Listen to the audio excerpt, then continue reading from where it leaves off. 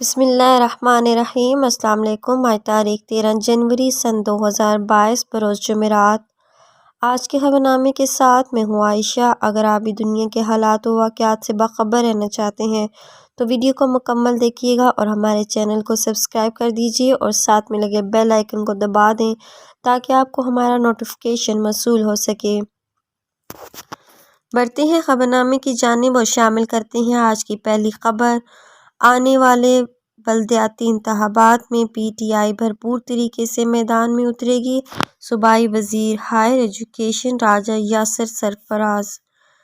چکوال۔ صوبائی وزیر higher education راجہ یاسر سرفراز نے جمعرات کے روز بتایا کہ آنے والے بلدیاتی انتخابات میں پی ٹی آئی بھرپور طریقے سے میدان میں اترے گی اور پی ٹی آئی کے نظریاتی کارکنوں اور قربانیاں دینے والوں کو تنظیم سازی میں بھی اہم عہدے دیے جائیں گے، جبکہ پارٹی ٹکٹ قطعی طور پر ایسے لوگوں کو دیے جائیں گے جن کے پاس کم از کم تھوڑا بہت اپنا ووٹ بینک ہوگا اور اپنے خلقے میں وہ اثر رسوخ رکھتے ہوں۔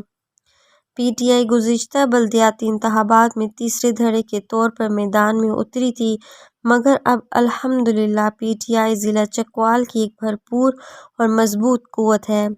چکوال پریس کلب کے سینئر رکن خواجہ دانیال سلیم کے ساتھ گفتگو کرتے ہوئے صوبائی وزیر راجہ یاسر سرفراز نے بتایا کہ 2018 کے انتخابات میں پاکستان تحریک انصاف نے بھرپور کارکردگی دکھاتے ہوئے اپنی اتحادی جماعت مسلم لیگ ق کے ساتھ مل کر 6 میں سے 5 نشستوں پر کامیابی حاصل کی تھی۔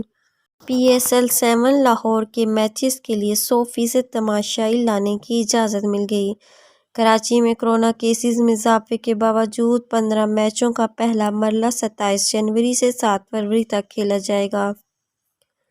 لاہور۔ پاکستان کرکٹ بورڈ پی سی بی نے national command and operation centre کے ساتھ میٹنگ کے بعد لاہور میں پی ایس ایل 7 کے میچز کے لیے 100% شائقین کی گنجائش کی اجازت دے دی۔ پی سی بی 17 جنوری کو این سی او سی حکام سے دوبارہ ملاقات کرے گا تاکہ کراچی میں پی ایس ایل میچوں کے لیے کووڈ-19 کے پھیلاؤ کے خدشات کو دیکھتے ہوئے حکمت عملی کو حتمی شکل دی جا سکے۔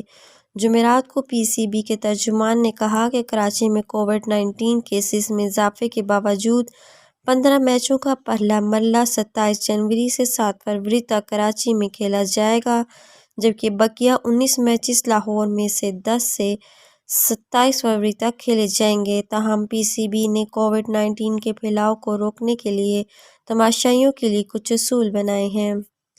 آج کے خبر نامے میں اتنا ہی۔ مزید خبروں کے لیے دیکھتے رہیے گا اے ایف نیوز ورلڈ اور مجھے دیجیے اجازت۔ اللہ حافظ۔